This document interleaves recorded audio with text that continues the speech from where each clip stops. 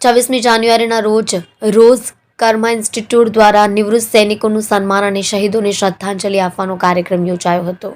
મુખ્ય મહેમાન તરીકે વાસદાના વિભાગ સંસ્કારી અનંત પટેલ, નવસારી કોંગ્રેસના પ્રમુખ શૈલેષભાઈ પટેલ, હાઈકોર્ટના વકીલ હેમાંગીબેન પટેલ, ફોરેસ્ટ ઓફિસર પ્રસાદ પટેલ ઉપસ્થિત રહ્યા હતા। બરોડાથી પશુ ભારતીય પત્રકાર સંઘના પ્રમુખ રાજભાઈ ભાવસાર, એનિમલ સેવિંગ સોસાયટીના ટ્રસ્ટી સુનિલ સોનવણી અને શિવમ હોસ્પિટલના ડોક્ટર મનીષ પટેલ, ડોક્ટર તરલ પટેલની ઉપસ્થિતિમાં કાર્યક્રમ યોજાયો હતો। કર્મા સંસ્થાના ગોરાંગ પટેલે જણાવ્યું હતું કે આપણા દેશની રક્ષા કરનારા નિવૃત્ત સૈનિકોનું સન્માન કરવું એ આપણી ફરજ છે। કર્મા સંસ્થાએ 50 નિવૃત્ત સૈનિકો અને 30 બહાદુર બહેનોનું સન્માન કર્યું હતું। નિવૃત્ત પેરામિલિટરી ફોરેસ્ટના કુશલભાઈ વાયુએ સેના દરમિયાન થયેલી કામગીરી વિશે લોકોને જણાવ્યું હતું। કાર્યક્રમમાં યુવાનો મોટી સંખ્યામાં જોડાયા હતા। યુવાનોને સેના સાથે જોડીને કર્મા સંસ્થાનો આ એક ઉત્તમ પ્રયાસ છે। જુઓ રાજેશ મંગલે સાથે સુરત એક્સપ્રેસ ન્યૂઝ ચેનલ।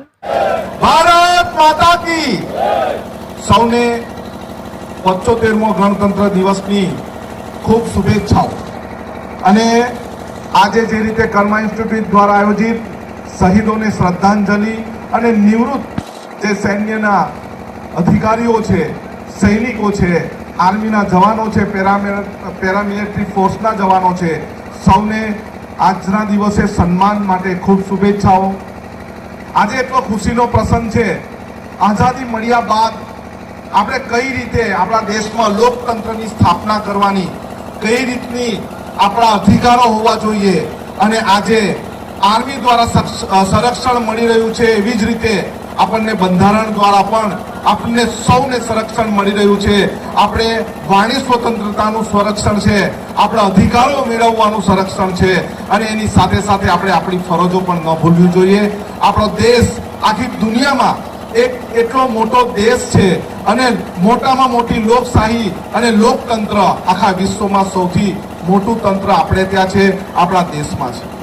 આજે વાડુ સાહેબ હોય, અમારા જિલ્લા કોંગ્રેસ સમિતિના પ્રમુખ હોય, અમારા ચીખલીના પ્રમુખ હોય, આ તમામ આગેવાનોની સાથે યુવાનો હોય, અને અમારા સાથે હર હંમેશા રહેતા તાલુકા પંચાયતના પક્ષ સદસ્ય સેવા કલ્પેશભાઈ, તમામને અહીં ઉનાઈ ખાતે જે રીતે ગૌરાંગભાઈ, એમની ટીમ, દશરથભાઈ હોય, બધી જ આખી ટીમ દ્વારા એમને અહીં બોલાવવામાં આવ્યા છે।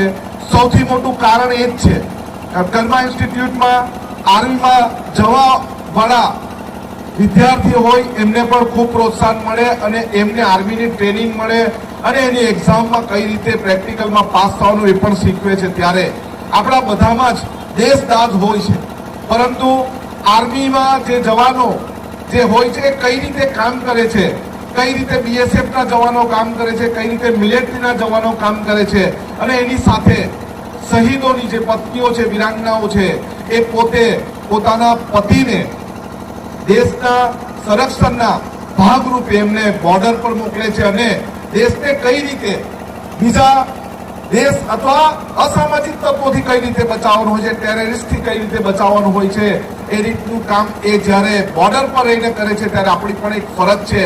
આપણે પણ આપણા દેશમાં, આપણા ગામમાં, આપણા વિસ્તારમાં રહીને અસામાજિક તત્વો હોય કે જેઓ આપણા વચ્ચે ભાગલા પડાવતો હોય, ધાર્મિક દ્રષ્ટિએ ભાગલા પડાવતો હોય, જાતિવાદ તરીકે ભાગલા પડાવતો હોય, પોતાની બોલી થકી ભાગલા પડાવતા હોય, પ્રદેશવાદ કરી ભાગલા પડાવતો હોય, એમને આપણે એમનો નાશ કરવો જોઈએ, અને આપણા અધિકારોની સાથે સાથે આપણે આપણી ફરજો કઈ રીતે અદા કરી શકીએ એના તરફ પણ આપણે ધ્યાન દોરવું જોઈએ।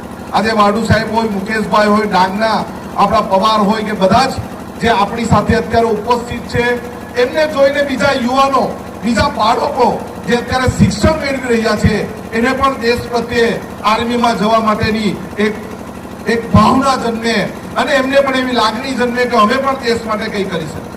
ઘણી બધી વખત આપણે વિસ્તારમાં ફરતા હોય ત્યારે આપણને મેળું મળે છે કે ભાઈ તમારા ગામમાંથી આર્મીમાં કોઈ નથી, તમારી જાતિમાંથી આર્મીમાં કોઈ નથી, તમારા વિસ્તારમાંથી આર્મીમાં કોઈ નથી, ગુજરાતના લોકો, યુવાનો આર્મીમાં જતા નથી, એવું મેળું મળે છે। ત્યારે આપણે ખરેખર વાડુ સાહેબ અને આખી ટીમનો આભાર માનવો જોઈએ કે આટલી બધી મોટી સંખ્યામાં આર્મીના જવાનો અહીં ઉપસ્થિત થયા છે, અને એક પ્રોત્સાહનના ભાગરૂપે આપણા યુવાનોને એક બળ મળી રહે અને દેશદાઝ મળી રહે।